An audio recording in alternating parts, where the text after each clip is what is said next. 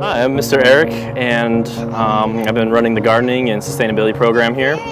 And at the beginning of the year, we did a lot of things to set up the goat area and the compost pit. We built a fence out here for the goats because at the beginning of the year they had a really small area to be in, so we wanted to expand that. Also, we dug a huge pit for our compost because, as a school, we produce a lot of food and a lot of waste as well. And it's come a long way since the beginning of the year.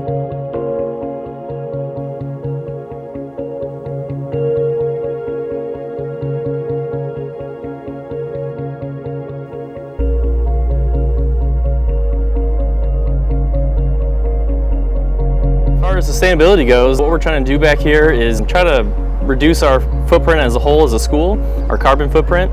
And to do that, we want to try to create a closed loop system where, whatever we throw away and produce, that we also put back into our own system.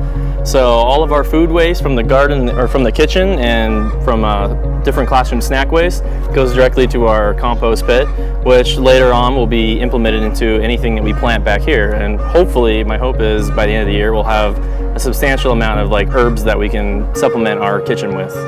In doing that, we can reduce our own carbon footprint and save money when buying herbs for our kitchen as well.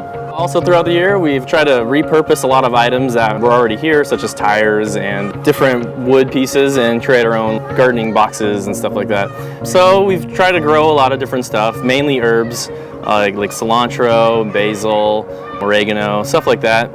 We've also weighed our trash because doing that, we wanted to see how much waste we produce. So some of the challenges that are, come with gardening back here is that there are a lot of critters out here like bunnies and squirrels. And so it is really hard to grow anything back here because they'll eat it all. And so to help mitigate some of those challenges, we built these gutters to use as planters that line up against the wall. And they've worked out pretty well, actually. Most animals can't get to them. Squirrels can climb, but they tend to not even, bother with them because it's a lot of work.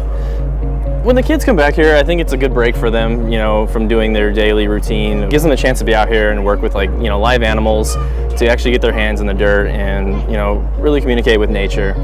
They really seem to like it a lot and enjoy it, especially the animals. That's their favorite thing. The chickens, every day they go look for eggs and they carry the chickens around and groom the goats. The chickens provide a good benefit for the school. We sell all the eggs that they produce at the cafe. And it just teaches the kids about animal care, which is a good thing. As far as future projects go, my hopes is that we can start collecting from outside the school, such as different recyclables, and hopefully I can take the kids on a field trip to a different recycling plant, or maybe even a battery disposal, electronics disposal plant where they do e-waste. Currently, my hope is to put a collection bin outside of the school for different things that we want to collect as well. So we have future plans to get a greenhouse for the school. Right now we're in the process of looking for funds, but I think a greenhouse would be awesome for the school because it's an educational experience. It'll really kind of eliminate some of the challenges that we're facing when planting anything back here in the garden. Honestly, I think the one thing I want kids to take away with this is mindfulness. It's simple as that. Mindfulness of themselves and becoming self-aware of their actions.